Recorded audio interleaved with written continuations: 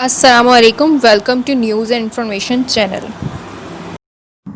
आज आपसे एक और अपडेट शेयर करनी है जो कि यूएई से रिलेटेड है। यूएई की अथॉरिटी ने जो है वो मज़ीद जो है वो नरमी कर दी है जो यूएई से लोग बाहर जाना चाहते हैं उनके लिए। तो इस न्यूज़ को सुनाने से पहले आप सबसे गुजारिश है कि काइंडली अगर आपने अभी तक इस चैनल को सब्सक्राइब नहीं किया तो इस चैनल को सब्सक्राइब करें और बेल के आइकन पर ज़रूर क्लिक करें।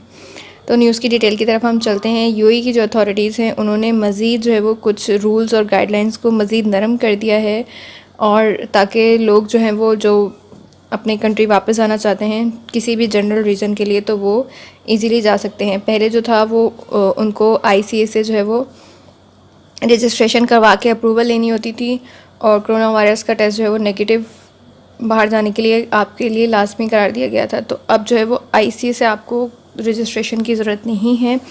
यूएई की अथॉरिटीज़ जो हैं उन्होंने ये अनाउंस किया है कि अगर आप किसी भी जनरल रीज़न के लिए अपनी कंट्री वापस आना चाहते हैं तो आप जो है वो जा सकते हैं without taking permission from the ICA, जो कि federal authority for identity and citizenship है। आप उससे परमिशन लिए बगैर आप जो है वो ट्रैवल कर सकते हैं। जबकि जो जितने भी सेफ्टी के रूल्स हैं वो तमाम उसी तरह से रहेंगे, यानी कि आपको बाहर ट्रैवल करने के लिए कोरोना वायरस का टेस्ट जो है वो करवाना होगा, और वो टेस्ट का जो रिज़ल्ट है वो नेगेटिव होना चाहिए, तभी जो है वो आप ट्रैवल कर सकते हैं।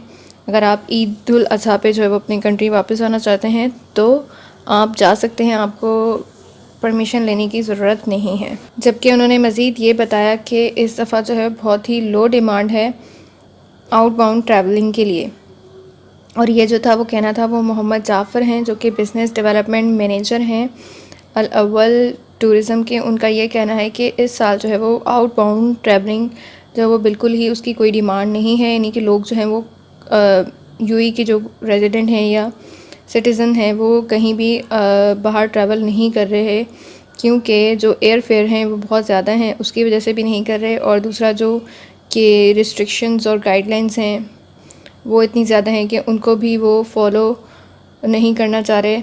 इन्हीं जो रूल्स हैं वो इतने स्ट्रिक्ट हैं कि वो उसकी वजह से जो है वो उन्होंने अपनी ट्रैवलिंग प्लान को कैंसिल कर दिया है। उनका ये कहना था कि बहुत सारे लोग जो हैं वो इंक्वायरीज़ के लिए आते हैं, लेकिन जब उन्हें ये पता चलता है कि फ़्लाइट्स के चार्जेस बहुत ज़्यादा हैं तो वो फिर अपने प्लान को कैंसिल कर देते हैं, क्योंकि आजकल जो है वो लोगों के पास पैसा कम हो गया है वायरस की वजह से, और टिकट जो है वो बहुत कॉस्टली हैं। और उनका कहना था कि नॉर्मली जो टिकट की प्राइस है वो 1600 से 1700 दरहम है।